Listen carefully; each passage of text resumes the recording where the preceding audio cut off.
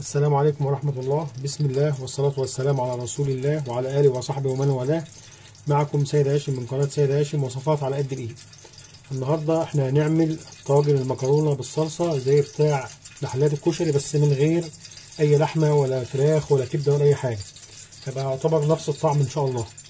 وفي مرة تانية بإذن الله يبقى نعمله برضه إيه باللحمة أو بالفراخ وكده، بس ده حاجة اقتصادية من غير لحمة ولا فراخ. عارفين الحاجات كلها غالية دلوقتي.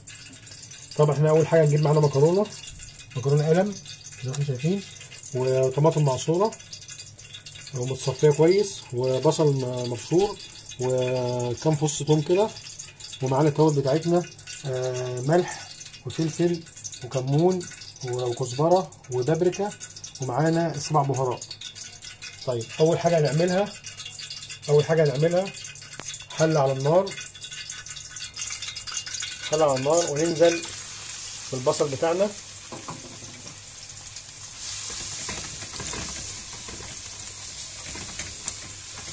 اللهم صل على النبي.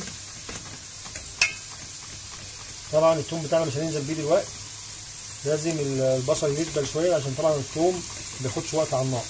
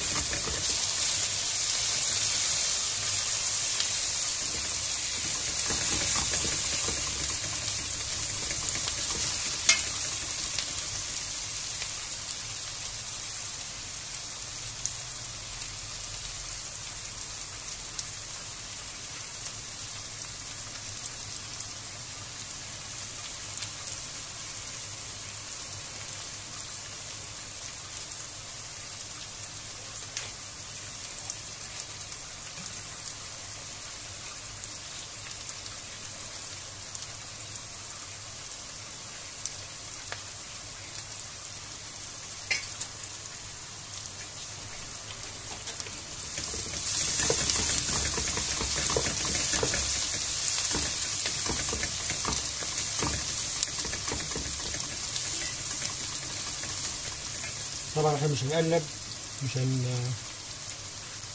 طبعا احنا مش هنخلي البصل يحمر قوي، لان هو كان لسه يطيب في الطماطم.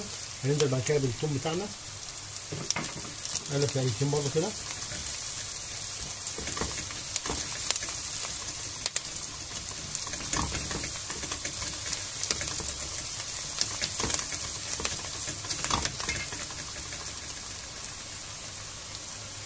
بعد كده ننزل بالطماطم بتاعتنا. طبعا احنا الطماطم متصفيه كويس.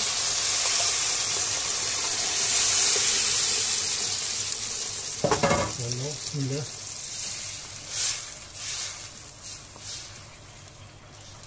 طبعا احنا الطماطم مش هنخليها تقيله، عشان لما نحطها في الطاجن، لان طبعا المكرونه نحطها نيه في الطاجن عشان المكرونه تطيب. طيب هنغطي عليها ونسيبها لما تقصر معانا شويه، ونحط معلقتين صلصه عليها. كده الطماطم مسكت معانا شويه، هننزل عليها بصلصه زي ما احنا شايفين. طبعا الصلصه بتبقى معانا شويه وبتديها طعم حلو، ومعاها كمان يعني قرن فلفل كده على الماشي، مش مشكله. وننزل بالتوابل بتاعتنا ونقلب ونسيبها بقى براحتها لحد ما تتسبك معانا على الاخر. بس طبعا برضه مش هنخليها تتقل، لو تقلت نحط لها ميه عشان المكرونه بتاعتنا بتتحط في الطاجن نيه، وهي دي الصلصه دي اللي هتطيبها. طبعا بعد كده هنجيب الطواجن بتاعتنا، هنرص فيها المكرونه. ممكن نحط من تحت فلفل اخضر وفلفل الوان او اي حاجه، بصل، اي حاجه انتوا حابينها. وبعد كده ننزل بالصلصه بتاعتنا، بس طبعا مش هنملى الطاجن قوي مكرونه عشان كده لسه هتزيد. ننزل بالصلصه بتاعتنا، اللهم صل على النبي كده. بس اهم حاجه نغطيها عشان تستوي معانا كويس، ولو احتاجت تاني ممكن نحط لها ميه، مش مشكله. المهم تستوي معانا، ونحط ميه برده مش كتير عشان تستوي معانا ويكون المكرونه استوت ويبقى لسه في ميه، طبعا مش هيبقى حلو.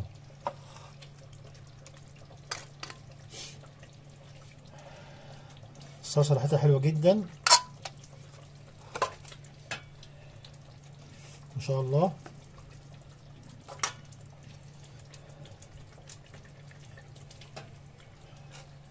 جربوها، حلوه جدا من غير لحمه ولا اي حاجه، وطعمها ان شاء الله زي اللي بتتجاب من بره بالظبط.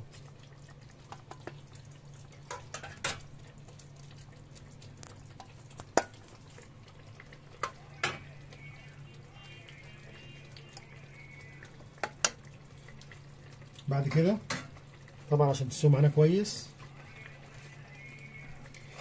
هنجيب ورق فويل ونغطي بيه المكرونه بتاعتنا عشان ما تتحرقش من فوق الوش.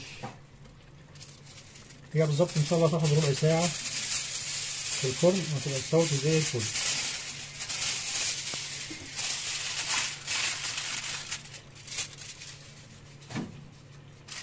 بس هنحطها دلوقتي بقى في الفرن وما نطلع على الغاز.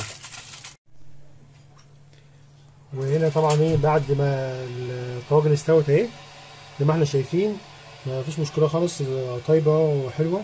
وطبعا ده قلبنا الطاجن ده بصل وفلفل فلفل اخضر. هو اتقلب، هو مفيش مشكله خالص وطيب وبألف هنا وشفا. لو عجبتكم الوصفه ما تنسوش تشتركوا في القناه وتفعلوا زر الجرس. ولو اي حد عايز اي حاجه يذكر لي في التعليقات، وانا عايز تعليقات. ولو اي حد من بره يقول لي هو من اي بلد. وطبعا انا بشكر كل الناس اللي دعموني واشتركوا في القناه، اخواتنا في السعوديه وفي الاردن والجزائر وسوريا، وطبعا اخواتنا حبايبنا في مصر والمملكه المتحده والسعوديه وكل الناس. ومش عايز انسى حد، بس بشكر كل الناس اللي دعموني واشتركوا في القناه.